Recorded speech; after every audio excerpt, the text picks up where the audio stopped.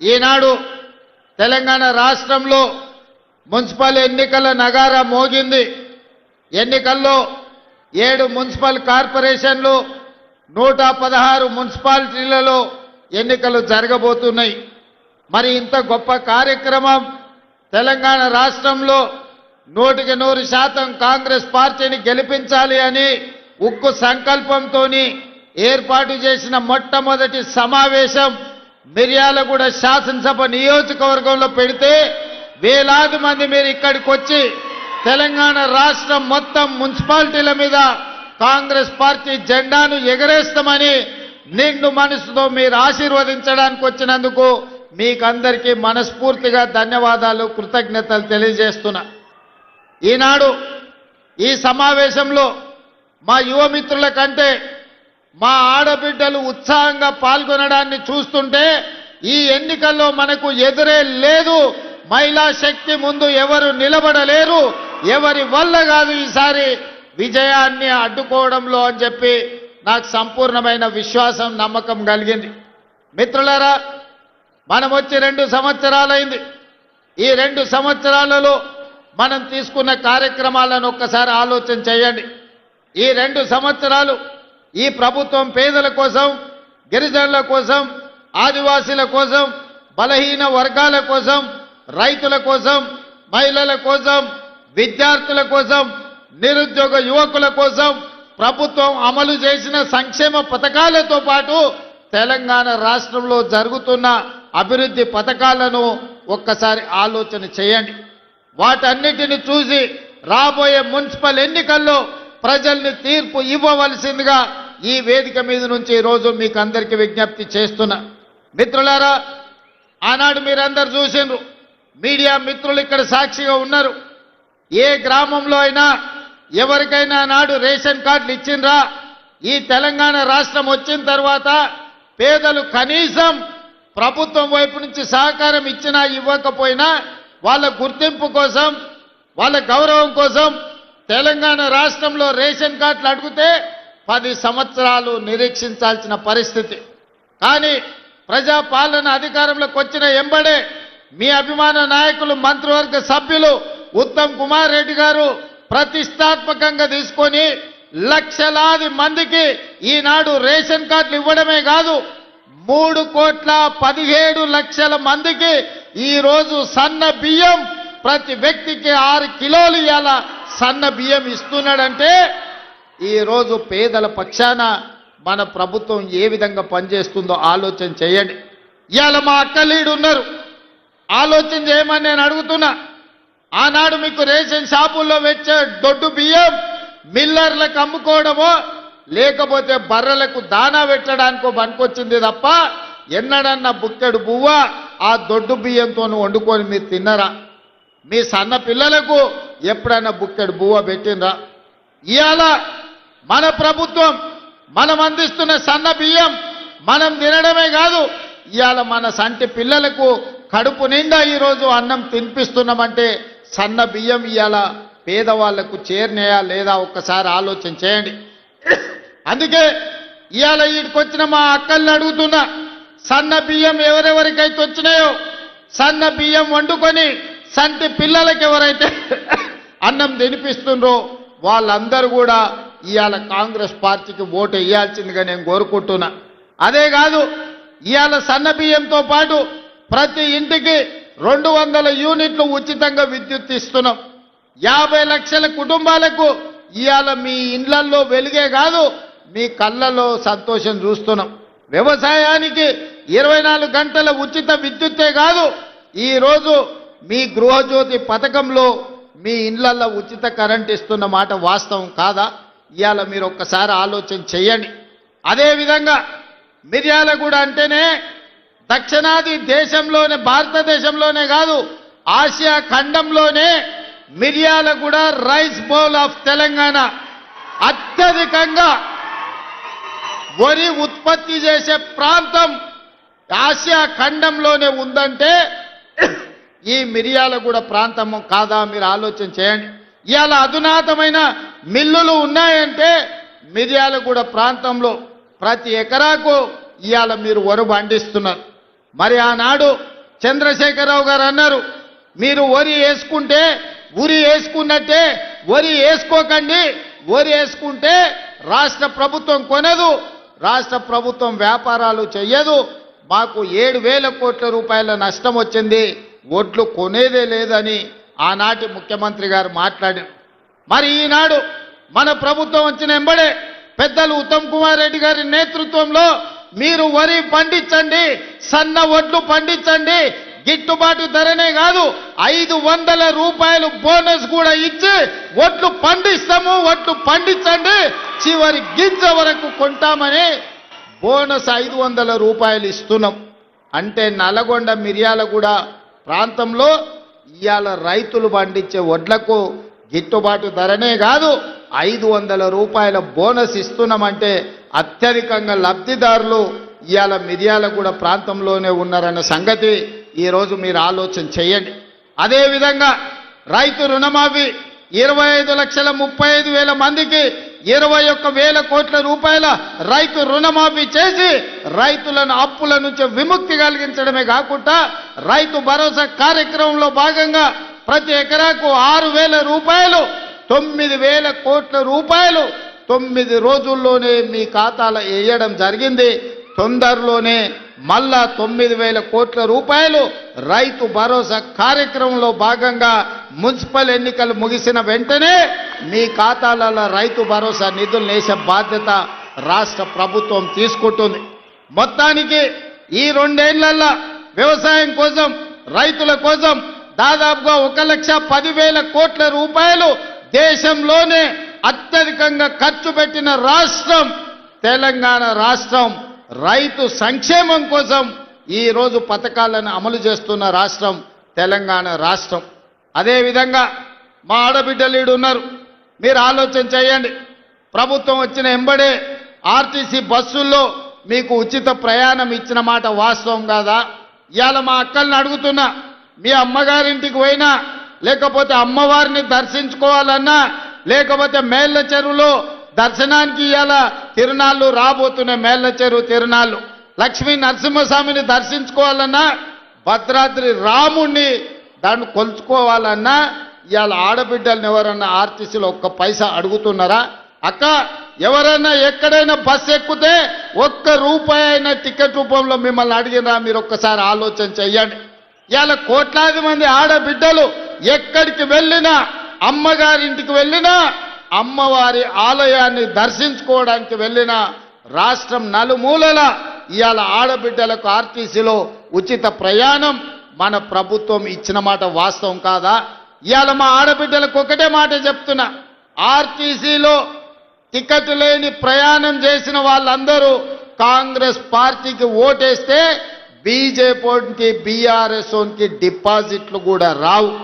ఇవాళ కాంగ్రెస్ వాళ్ళకే కాదు, బీఆర్ఎస్ వాళ్ళకు మిర్యాలగూడ మున్సిపాలిటీలో పోటీ చేస్తున్న బీఆర్ఎస్ బీఫామ్ మీద పోటీ చేసిన ఆడబిడ్డలకు కూడా మనం ఆర్టీసీలో ఉచితంగా బస్సు ప్రయాణం ఇచ్చినాం.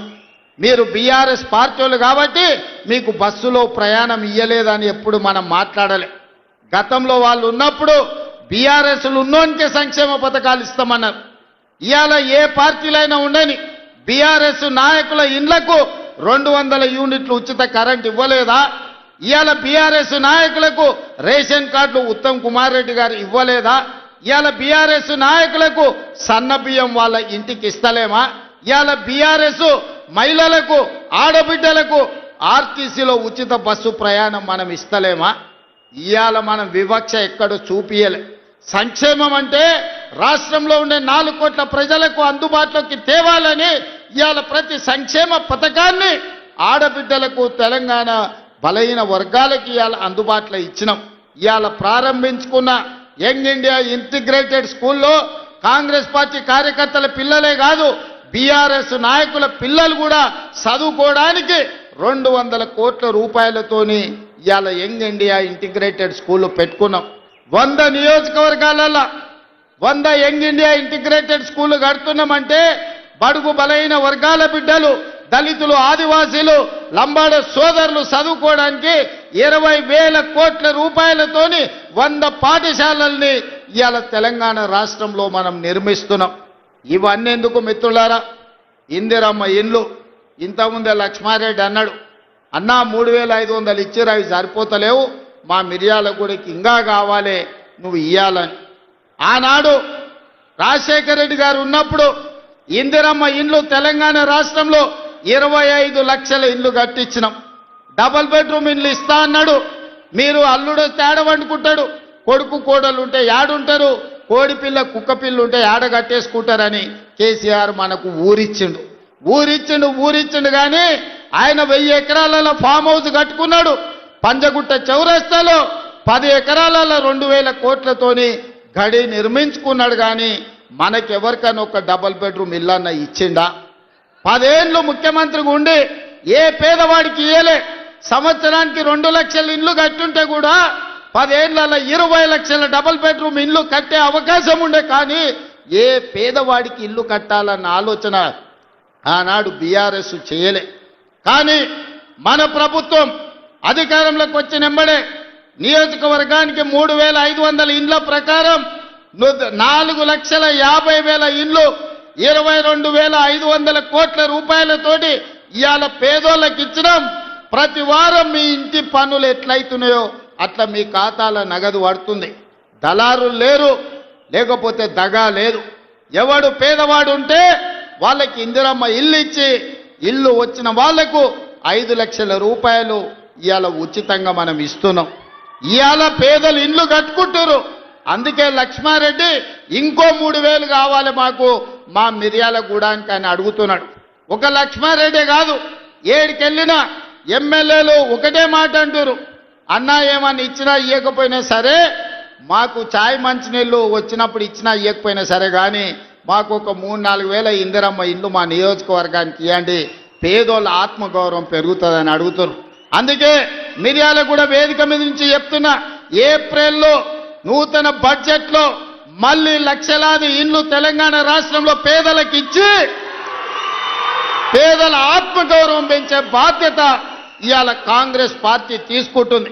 సాగునీటి ప్రాజెక్టుల గురించి, లిఫ్టుల గురించి ఉత్తమ్ కుమార్ రెడ్డి గారు చెప్పారు. ఇవాళ మీరు ఆలోచన చేయండి. ఇవాళ ఈ నల్గొండ జిల్లా ఫ్లోరైడ్ ప్రాంతం కాళ్ళు వంకర, కన్ను వంకర, నడుము వంకరతోని కన్న పిల్లల్ని మంచాల కట్టేసి తల్లిదండ్రుల కూలీ పనులకు పోయే పరిస్థితి. ఏ రోజు కూడా ఈ సమస్యకు పరిష్కారం దొరకలే. కానీ ఇవాళ ఈ నల్గొండ జిల్లాలో కట్టిన నాగార్జున సాగర్ అయినా, లేకపోతే నల్గొండ జిల్లాలో వెల్లంపల్లి ప్రాజెక్ట్ అయినా, ఏ ప్రాజెక్ట్ అయినా, ధర్మారెడ్డి కాలువ అయినా, పిలాయపల్లి కాలువ అయినా, ఏఎంఆర్ ఎస్ఎల్బిసి అయినా కాంగ్రెస్ పార్టీ కట్టినవే కదా. ఆనాడు వెంకటరెడ్డి గారు కొట్లాడి తెచ్చిన ఎస్ఎల్బిసి 30 కిలోమీటర్లు ఉమ్మడి రాష్ట్రంలో టన్నెల్ దొవ్వుతే 10 కిలోమీటర్లు, సంవత్సరానికి 1 కిలోమీటర్ దొవ్వుంటే కూడా ఎస్ఎల్బిసి పూర్తి అయ్యుండేది. 3,60,000 ఎకరాలకు గ్రావిటీ ద్వారా నీళ్లు వచ్చేది. ప్రతి సంవత్సరం 500-600 కోట్ల రూపాయలు లిఫ్టుల, కరెంటులకు పైసలు మిగిలేది. కానీ నల్లగొండ జిల్లా మీద కోపంతోని, కసితోని, కడుపులో విషం పెట్టుకొని ఎస్ఎల్బిసిని పడావు పెడితే ఈ రోజు విషపు నీళ్లు నల్లగొండ జిల్లా ప్రజలు తాగాల్సిన పరిస్థితి. దీనికి కారణం బీఆర్ఎస్ నాయకులు కాదా అని నేను అడుగుతున్నా.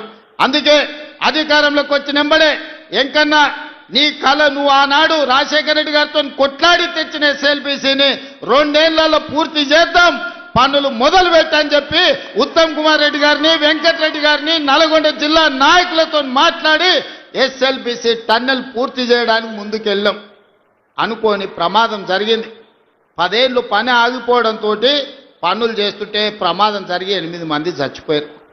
ఏడైనా ఒక మనిషి చచ్చిపోతే ఇంత బాధపడతాం, ఇన్ని కన్నీళ్లు పెట్టుకుంటాం, ఆ కుటుంబాన్ని ఆదుకోవడానికి ప్రయత్నం చేస్తాం.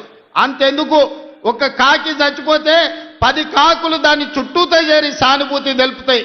కానీ ఎస్ఎల్బిసిలో 8 మంది చచ్చిపోతే మామ, అల్లుడు, బావ, బామ్మార్తి దావతులు చేసుకొని ఇక సంతోషపడ్డారు. ఎస్ఎల్బిసి ఆగిపోయింది, ఇక ఆపేయండి, ఎస్ఎల్బిసి కట్టొద్దు, మనుషులు చచ్చిపోయిందని. ఇంత దుర్మార్గం ఉంటుందా? ఇంత కడుపులో విషం పెట్టుకున్నోడు ఇవాళ నల్గొండ జిల్లాలో మున్సిపల్ కార్పొరేటర్లను, కౌన్సిలర్లను గెలిపించమని ఎట్లా అడుగుతాడు? నల్గొండ మీద విషం చిమ్ముతున్న బీఆర్ఎస్ వాళ్ళకు, ఎస్ఎల్బిసి కట్టనోనికి, రేషన్ కార్డు ఇవ్వనోడికి, సన్న బియ్యం పంచనోడికి ఆడబిడ్డలకు ఆర్టీసీలో ఉచిత ప్రయాణం ఇవ్వనోడికి ఇవాళ మిమ్మల్ని ఓటు అడిగే హక్కు ఉందా? మీరు ఒక్కసారి ఆలోచన చెయ్యండి. సిగ్గు లేకుండా వాళ్ళు వచ్చినా గంగిరెద్దులో లేక ఇంటి ముందుకు వచ్చినా కర్రు కాల్చి వాత పెట్టండి, సలాకి ఎర్రగా కాల్చి ఈపుల వాతలు పెట్టుర్రి. ఏమన్నా తెస్తే తీసుకోండి, ఏమన్నా ఇచ్చినా తీసుకోండి, కీసలలో లాగులాలు ఏమన్నా ఉంటే అది కూడా తీసుకోండి. మందిని ముంచిన సొమ్ము మస్తుగా ఉన్నది వాళ్ళ దగ్గర. ఒకనొక్కడు ఎకరాలలో ఫామ్ హౌజులు కట్టారు, పెద్ద పెద్ద బెంచ్ కార్లు కొన్నారు, గంజికి గతి లేని వాళ్ళు కూడా.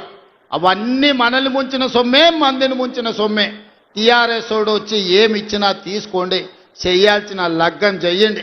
మన అసెంబ్లీ ఎన్నికల్లో ఎట్లయితే మిర్యాలగూడల 40-50 వేలతోని లక్ష్మారెడ్డిని గెలిపించారో, పార్లమెంట్ ఎన్నికల్లో రఘ్వీర్కి 5,60,000 ఓట్ల మెజారిటీ ఎట్లిచ్చిండ్రో, ఇవాళ అదే విధంగా నల్గొండ జిల్లా ప్రజలు కాంగ్రెస్ పార్టీకి అండగా నిలబడండి.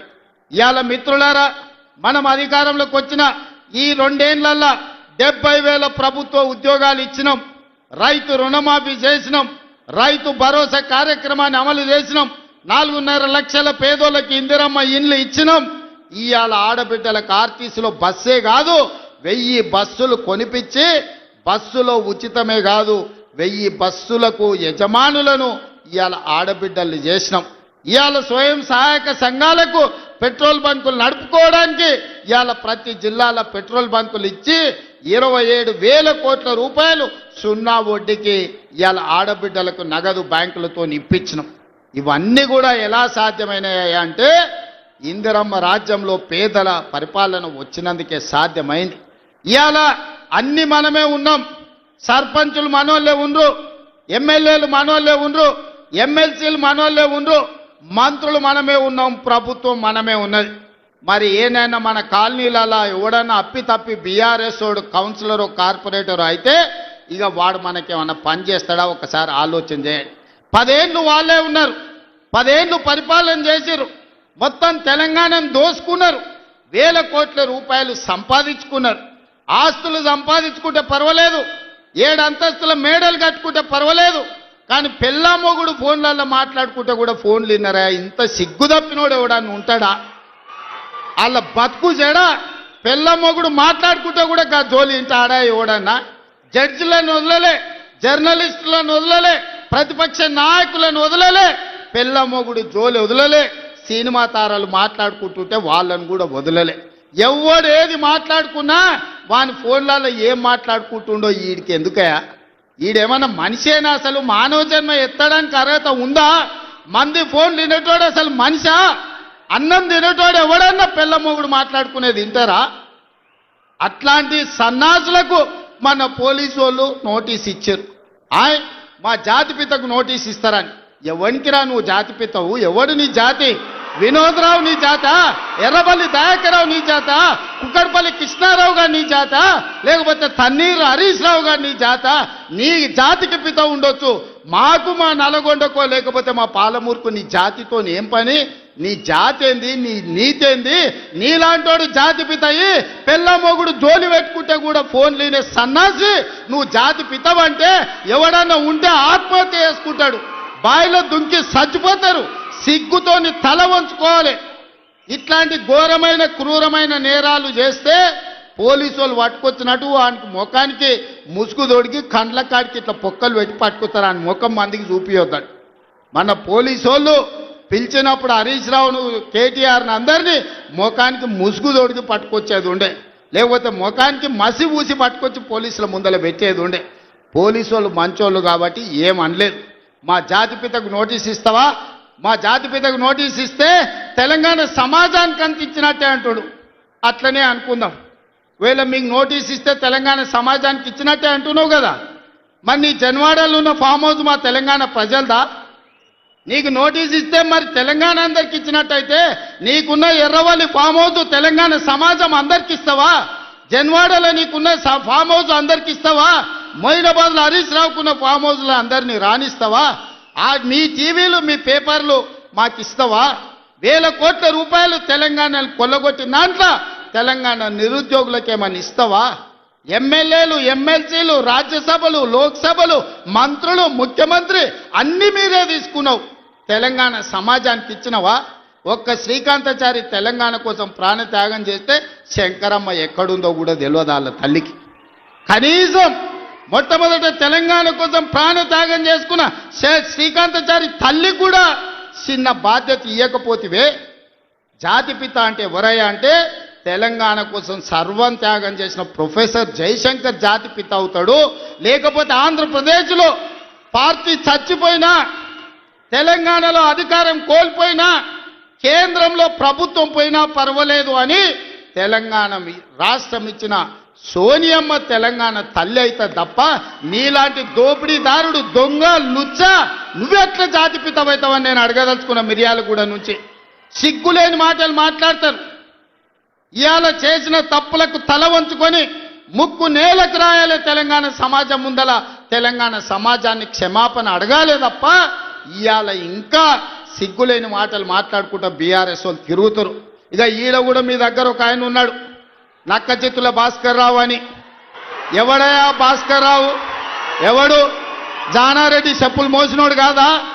జానారెడ్డి ఇంట్లో నీళ్ళ సీసాలు మోసినోడు కాదా?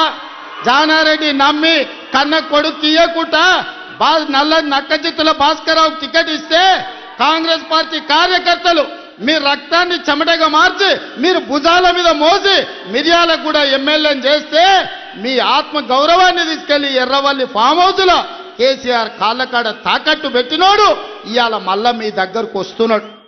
గాయన మనకు నాయకుడు. ఒక్కసారి ఆలోచన చెయ్యండి. ఇవాళ ఈ నక్క చిత్తుల భాస్కర్ రావు ఇవాళ మనోళ్ళు నామినేషన్లు వేస్తే బెదిరిస్తుండంట మీరు వాపసు తీసుకోవాలని. చింతపండు అవుతుంది భాస్కర్ రావు, నువ్వు అనుకుంటున్నామేమో. ఈ వేదిక మీద ఉన్న మేము ఎవరం జానారెడ్డి లాగా పెద్ద మనసు ఉన్నోళ్ళం కాదు. చింతపండు అవుతుంది నువ్వు అనుకుంటున్నావో. నీ తెలివితేటలన్నీ కత్తిపెట్టు, పోతావు మళ్ళా ఖమ్మం ఇట్లకెళ్ళ కూడా ఉండవు. నువ్వేదో తెలివితేటలు అనుకొని ఇక్కడ ఉన్నోళ్ళని బెదిరిస్తా. నాకు జానారెడ్డి సార్ తెలుసు, నాకు రఘువీరెడ్డి సార్ తెలుసు, లేకపోతే నాకు సుఖేందర్ రెడ్డి సార్ తెలుసు, ఈపులు వలిగేటప్పుడు అడ్డం వస్తారు అనుకుంటున్నామేమో. ఎవరు అడ్డం రారు. వాళ్ళందరూ నాకు చెప్పారు పలగాల్సిందే చింతపండు కావాల్సిందే భాస్కర్ రావు కానీ. వాళ్ళందరిని అడిగినా ఏం సంగతి అని. ఇక ఏం లేదు చింతపండు కావాల్సిందే, చింతపండు చేయని చెప్పారు. అందుకే కాంగ్రెస్ పార్టీ కార్యకర్తలకు నేను చెప్పదలుచుకున్నా, ఎవరు భయపడాల్సిన పని లేదు. ఇట్లాంటి నక్క చిత్తులో చాలా మంది వస్తుంటారు. ఈ వినయాలన్నీ మన దగ్గర వనికిరావు. నమ్మి ఎమ్మెల్యేని చేస్తే నాగార్జున సాగర్ ఉప ఎన్నికలు జానారెడ్డిని ఓడగొట్టడానికి ఇల్లు తిరిగిండు. ఇంతకంటే మోసగాడు ఎవడని ఉంటాడా? ఇట్లాంటి మోసగాళ్ళని గెలవనిచ్చారంటే మిర్యాలకు కూడా గౌరవమే పోతుంది. అందుకే మిత్రులారా, ఈ మున్సిపల్ ఎన్నికల్లో ఈ వేదిక మీద నుంచి నేను ఒక్కటే మాట చెప్పదలుచుకున్నా. మిర్యాలగూడ నల్గొండ జిల్లాలో ఉండే 18 మున్సిపాలిటీల మీద నాకేం ఆలోచన లేదు, నాకేం రంది లేదు. 100% మీరు గెలిపిస్తారు, నాకు నమ్మకం ఉంది. కానీ రాష్ట్రంలో 123 గెలిచి తీరాలి. ప్రజలకు ఈరోజు సంక్షేమం అందాలి అంటే, తెలంగాణ రాష్ట్రం అభివృద్ధి జరగాలి అని అంటే ఈ 2 ఏళ్లలో తెలంగాణ మున్సిపాలిటీలలో 17,472 కోట్ల రూపాయలు మనం ఖర్చు పెట్టినాం. కేవలం నల్గొండ జిల్లా మున్సిపాలిటీలకు 2,028 కోట్ల రూపాయలు ఖర్చు పెట్టినాం.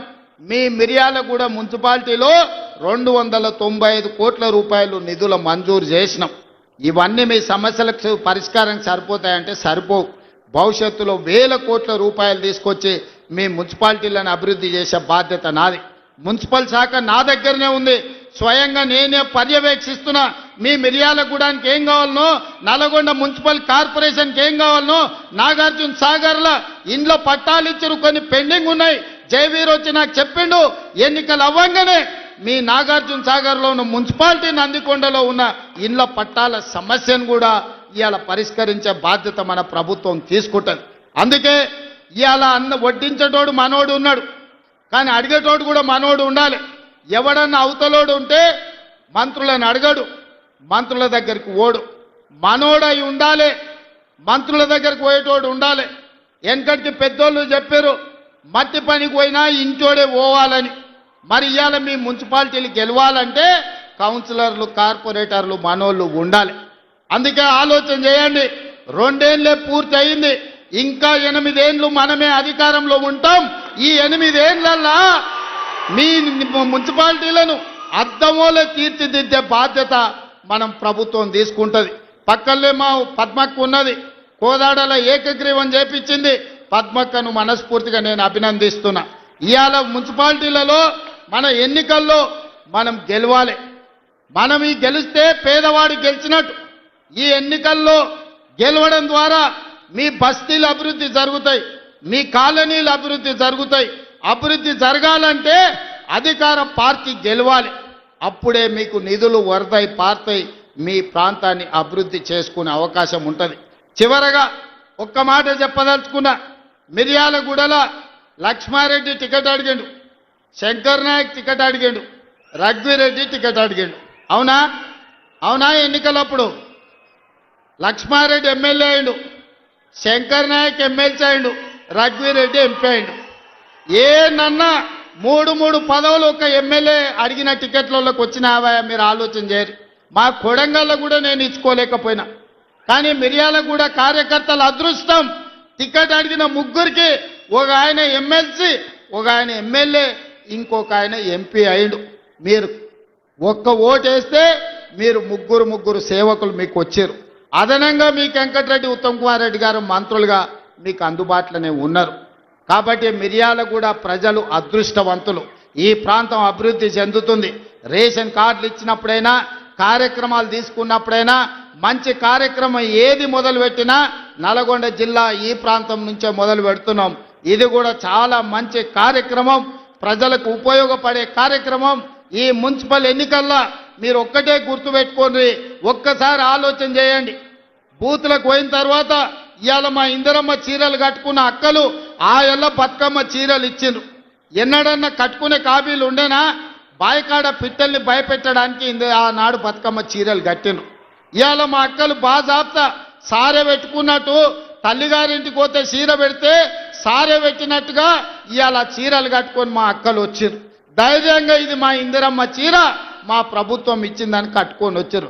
ఎంత మంచిగా ఉన్నారో చూడు, ఎంత చక్కగా కనిపిస్తారో. దసరా పండుగలాగా జమ్మికెళ్ళినట్టుంది మా అక్కల్ని చూస్తుంటే. పాలపిట్ట కలర్ జమ్మికెళ్ళి పాలపిట్టను చూడడానికి పోతాం. ఇవాళ మా అక్కల చీరలు కూడా పాలపిట్ట కలర్తో ఎట్లా మెరిసిపోతురో చూడు ఆ స్క్రీన్ మీద. మా మగోళ్ళందరూ కూడా వాళ్ళు అడిగేటట్టు మాకు కూడా ఇస్తే మేము కూడా కట్టుకుంటామని. అందుకే మిత్రులారా, ఇవాళ ఓటేసే ముందల సన్న బియ్యాన్ని గుర్తు చేసుకోండి, ఓటేసే ముందల రేషన్ కార్డును గుర్తు చేసుకోండి, ఓటేసే ముందల 200 యూనిట్లు ఉచిత కరెంటు గుర్తు చేసుకోండి, ఓటేసే ముందల రైతు భరోసా గుర్తు చేసుకోండి, ఓటేసే ముందల రైతు రుణమాఫీ గుర్తు చేసుకోండి, ఓటేసే ముందల ఉచిత బస్సు ప్రయాణాన్ని గుర్తు చేసుకోండి, ఓటేసే ముందల 70,000 ప్రభుత్వ ఉద్యోగాలు మీ పిల్లలకి ఇచ్చిన విషయాన్ని మీరు ఇవాళ మీరు గుర్తు చేసుకోండి. ఇట్లా ఓటుకు లైన్లో నిలబడ్డప్పుడు 2 ఏళ్లలో మనకేమైనా వచ్చిందా? 2 ఏళ్లలో ఇందిరమ్మ ఇల్లు మాకు ఎన్ని వచ్చినాయని లెక్క తీసుకోండి. ఇవాళ ఆలోచన చేసుకోండి, కాంగ్రెస్ పార్టీని గెలిపించండి. మీరందరూ ప్రతి ఒక్కరికి చెప్పండి, ఈ ప్రభుత్వం మనది, మన ప్రభుత్వాన్ని గెలిపించుకోవాల్సిన బాధ్యత, ఈ ప్రభుత్వాన్ని నిలబెట్టుకోవాల్సిన బాధ్యత మీ మీదనే ఉన్నది. అందుకే ఇవాళ మీ అందరినీ చూసినాక నాకు మనస్ఫూర్తిగా ధైర్యం వచ్చింది. రేపు జరగబోయే ఎన్నికల్లో 123 మున్సిపాలిటీల మీద కాంగ్రెస్ పార్టీ జెండా ఎగురుతుంది. మున్సిపల్ గడ్డ కాంగ్రెస్ పార్టీలకు అడ్డ అని చెప్పి ఇవాళ మీ అందరినీ చూసినాక సంపూర్ణమైన విశ్వాసం వచ్చింది. మీరందరూ కూడా అండగా నిలబడతారు కదా, ఎన్నికల్లో అండగా ఉంటారు కదా, ఆడబిడ్డలందరూ ఓటేస్తారు కదా. సిద్ధమేనా? సిద్ధమేనా? సిద్ధమేనా? సిద్ధం అన్నోళ్ళందరూ చేయి పైకెత్తి పిడికెళ్ళి బిగించండి. జై కాంగ్రెస్, జై కాంగ్రెస్.